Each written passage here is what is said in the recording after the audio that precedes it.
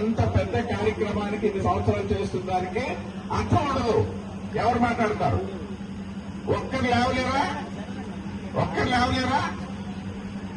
ఒక్కరు సరే, stage fear గాని మైక్ ఫీర్ గాని ఉండకూడదు అనడానికే. మేము మాట్లాడటం కాదు, మీరు కూడా అలవాటు చేసుకోవాలి. రాబోయే రోజుల్లో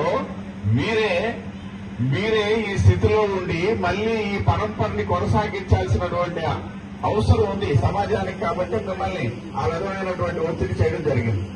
మంచిదే. నేను ఎందుకు చెప్పాను అనేసి అంటే, స్పోర్ట్స్ ద్వారా మనం వెళ్ళాము, అక్కడ వాళ్ళు ఆడించారు.